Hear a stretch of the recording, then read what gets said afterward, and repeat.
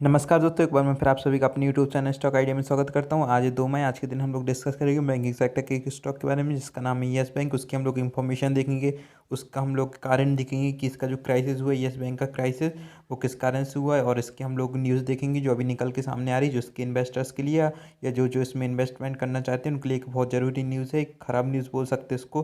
तो हम लोग पीछे इस न्यूज़ को पूरी डिटेल में देखेंगे, एनालाइज करेंगे, इस न्यूज़ को करेंगे कि आपको इसमें क्या करना है, टारगेट लेवल्स को भी देखेंगे। तो चलिए देखते हैं।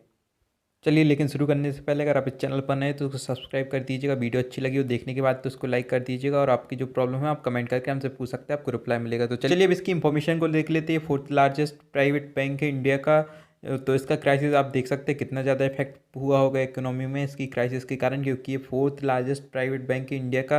और आगे देख लेते हैं, there were more than 30 companies whose Yes Bank were the banking partner. मतलब 30 से ज़्यादा कंपनी का जो येस बैंक था वो बैंकिंग पार्टनर हुआ करता था यूपीआई ट्रांजैक्शन के लिए, जिसमें नाम आता है PhonePe, BharatPe, Swiggy and UPI transaction of the 30% of approx India used to depend on Yes Bank. मतलब पूरी इंडिया का जो यूपीआई ट्रांजैक्शन है वो अप्रॉक्स 35% डिपेंड था येस बैंक के ऊपर। तो समझ सकते हैं जो इकोनॉमी है इंडिया की वो किस टाइप से इफेक्ट हुई होगी, क्योंकि फोर्थ लार्जेस्ट प्राइवेट बैंक हुआ करता था और अप्रॉक्स 30 से 40 कंपनीज के ऊपर डिपेंड थी। और एक और बात सुनिए, अप्रॉक्स 18,000 एम्प्लॉयमेंट है येस बैंक के अंदर काम करते हैं। और एक और बात है, इसमें लोगों ने अप्रॉक्स क्राइसिस होने से पहले अप्रॉक्स 2 लाख करोड़ का डिपॉजिट किया था। मतलब आम लोगों का जो पैसा है 2 लाख करोड़ रुपीज़ वो अभी इसमें जमा है, ऐसा बोल सकते हैं हम लोग। तो देख सकते हैं कितना ज़्यादा इफेक्ट करेगा का इसका क्राइसिस इंडियन इकोनॉमी के ऊपर। तो चलिए अब देख लेते हैं reason behind the crisis of Yes Bank. Yes Bank की क्राइसिस के पीछे क्या रीजन है, तो चलिए देख लेते हैं। The reason behind the Yes bank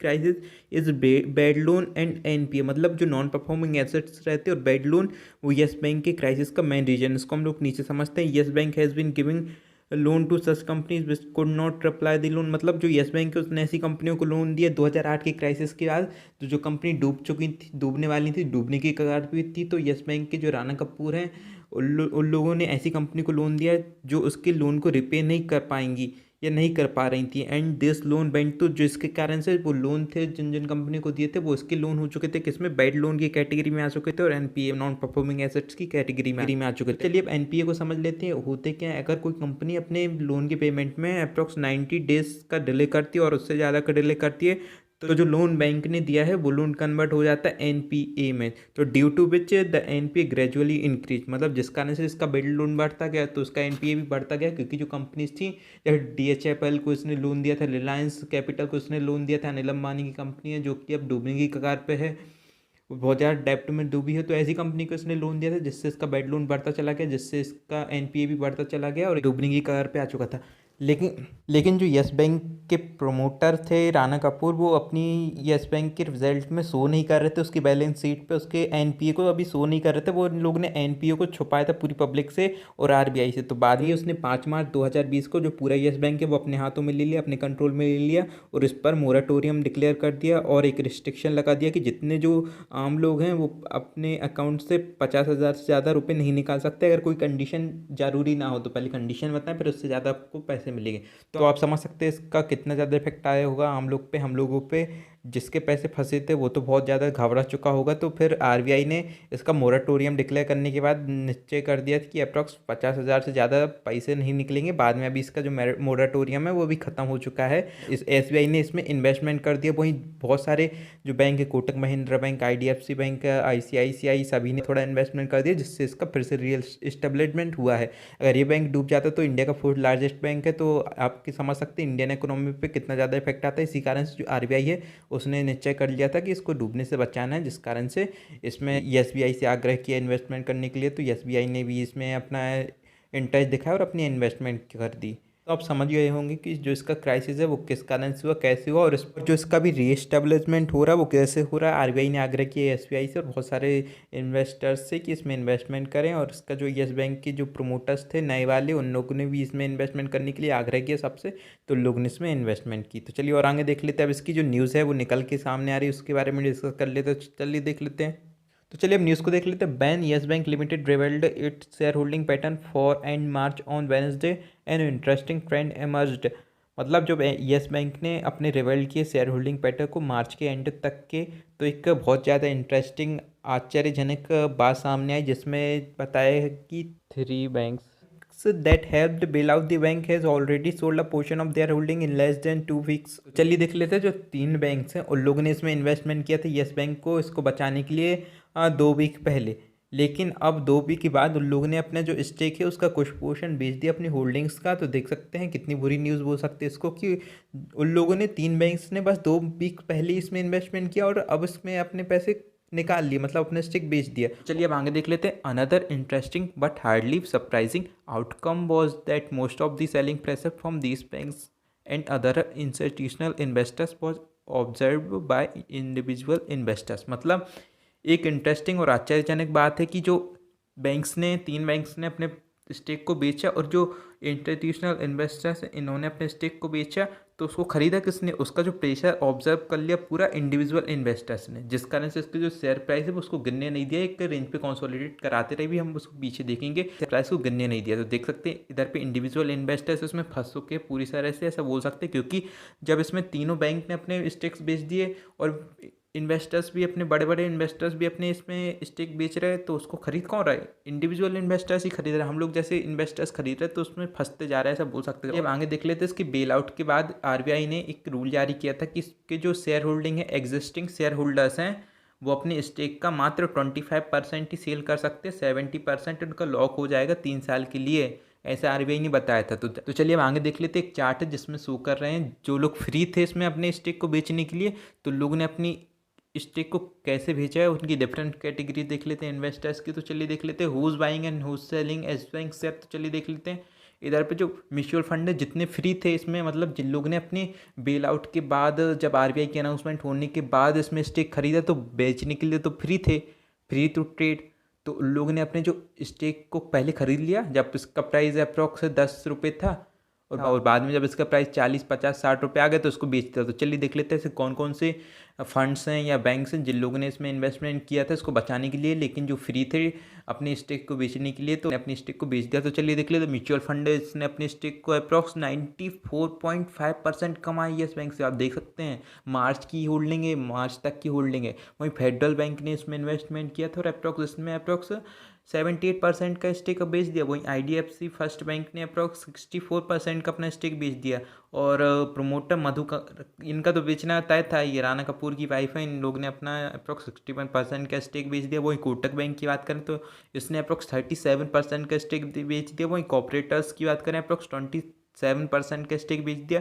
वहीं फॉरेनर्स की बात करें तो अप्रॉक्स -17% का स्टेक बेच दिया। वहीं एम्प्लॉयज़ की बात करें इसके अंदर जो काम करते हैं उनकी बात करें अप्रॉक्स 18,000 एम्प्लॉयमेंट हैं, उन लोग ने अप्रॉक्स -14% का स्टेक बेच दिया। वो इंडिविजुअल मतलब हम लोग की बात करें तो देख सकते हैं कितना निगेटिव, हम लोग ने खरीदा है अप्रॉक्स 50% का स्टेक इसमें बनाया हम लोग ने, तो देख सकते हैं कितनी बुरी न्यूज़ है हम लोग के लिए। वहीं एच यू एफ्स ने अप्रॉक्स 46% का स्टेक बनाया। वही एन आर आईज की ने अप्रॉक्स 8.9% का स्टेक बनाया। तो देख सकते हैं बाकी जो बैंक्स जिन जिन ने इसको 10 रुपये में ख़रीदा था, मतलब 10 रुपये में इसके शेयर अलॉट हुए थे उनको इन्वेस्टमेंट करने के बाद, तो लोगों ने इसके जब शेयर प्राइस बढ़ा 60 तक पहुंचा या 40 50 60 रुपये तक पहुंचा, इसके बिटवीन में तो बेचा होगा उन लोग ने। तो देख सकते हैं उन लोग ने, इन सभी बैंक्स ने और फंड्स ने अपने पैसे को लगभग 3 से 4 गुना बना लिया, मतलब बस 1 मंथ के अंदर ही अपने पैसे को 3 गुना 4 गुना बना लिया। और हम लोग इसमें इन्वेस्टमेंट करते ही जा रहा है, लेवल्स बढ़ते ही जा रहा है, इसके अप होते ही जा रहा है और हम लोग इसमें इन्वेस्टमेंट करते जा रहे हैं और फंसते जा रहे हैं। बाकी सब जो फंड्स हैं और बैंक्स हैं वो अपनी इन्वेस्टमेंट इसमें कम कर रहे हैं, निकाल रहे हैं उनके पैसे 3 4 गुने होने के बाद। लेकिन एक और अच्छी न्यूज़ है कि जो एसबीआई है वो इस पर भरोसा दिखाया और उसने अपना इन्वेस्टमेंट नहीं निकाला, मतलब कुछ भी अपने स्टेक को सेल नहीं किया। तो एक अच्छी न्यूज़ इसके लिए। और आगे देख लेते हैं domestic mutual fund let the charge. अभी हमने पीछे देखा कि जो फंड्स हैं उन लोगों ने अपनी होल्डिंग्स का 90% का स्टेक बेच दिया जो कि फ्री थे ट्रेड के लिए। वहीं देयर वर फॉलोड बाय, और इन्हीं को फॉलो किया फेडरल बैंक ने, आईडीएफसी फर्स्ट बैंक ने, जिन लोगों ने अपने स्टेक बेचे अप्रोक्स 78, ये बेचा फेडरल बैंक ने, आईडीएफसी ने बेचा 64। मतलब इन लोग भी, इन दोनों बैंक भी फ्री थे ट्रेड करने के लिए। और आगे देख लेते हैं द टू बैंक्स में have well recorded their entire investment in Yes Bank, they were sold their shares soon after the bail out, more on this later. और आगे देख लेते हैं individual share holding meanwhile added in their holding, मतलब हमने पीछे भी देखा जो इंडिविजुअल्स हम लोग जैसे शेयर होल्डर्स हैं उन लोगों ने अपनी होल्डिंग में अप्रॉक्स 50% और ऐड कर लिया। This is a typical trend in the stock market. ये तो टिपिकल ट्रेंड है स्टॉक मार्केट का। चलिए आगे देख लेते हैं। क्वेश्चन राइज होता है कि जो फंड्स हैं और बैंक से उन लोगों ने अपने जो शेयर को किस प्राइस पर बेचा होगा या ट्रेड किया होगा। तो चलिए देख लेते हैं। The volume weighted average price on NSE in last 2 week of March stood, मतलब जो एवरेज प्राइस था 2 वीक 17 मार्च से लेकर 31 मार्च तक का जो एवरेज प्राइस था वो था 42 रुपीज़ पर शेयर। ठीक है, assuming the 3 bank sold S. तो चलिए अब आगे देख लो।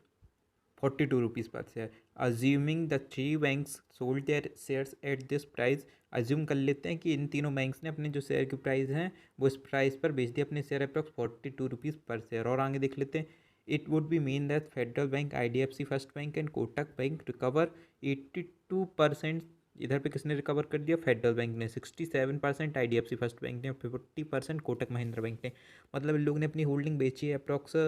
परसेंटेज हमने पीछे देख लिया था, उतने परसेंट में कितने रुपए का रिकवर कर लिया। तो देख सकते हैं 82% का रिकवर कर लिया फेडरल बैंक ने, जिन लोगों ने इसके शेयर 10 रुपये में खरीदे थे। और अप्रॉक्स अज्यूमिंग कर रहे हैं हम लोग कि 42 रुपीज़ पर शेयर के हिसाब से बेच दिए। तो आपको कितना रिकवर हो गया अपनी कैपिटल का? अप्रॉक्स 82% फेडरल का, 67 IDFC फर्स्ट का और 40% कोटक का।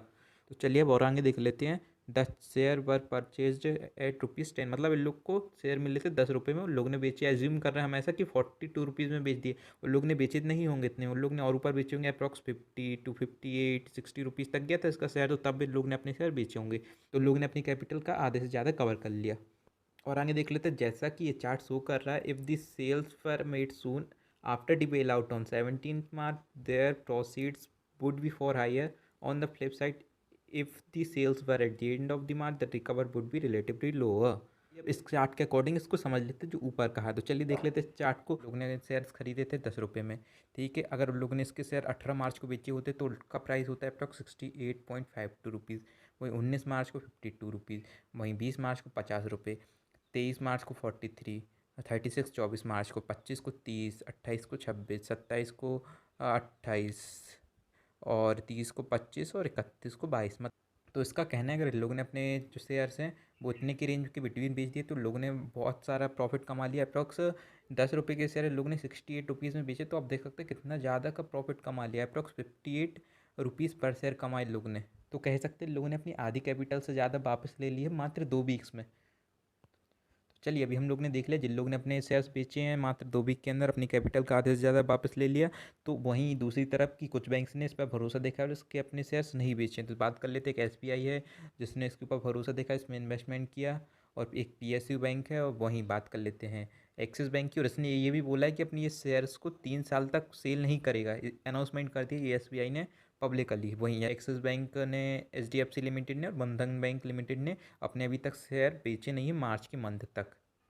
तो आप देख सकते हैं ये बुरी न्यूज़ भी बोल सकते हैं इसको, अच्छी न्यूज़ भी बोल सकते हैं, क्योंकि इसमें कुछ बैंक्स ने भरोसा दिखाया है, कुछ ने अपने शेयर्स बेच दिए हैं, अपनी कैपिटल आधे से ज़्यादा रिकवर कर ली है।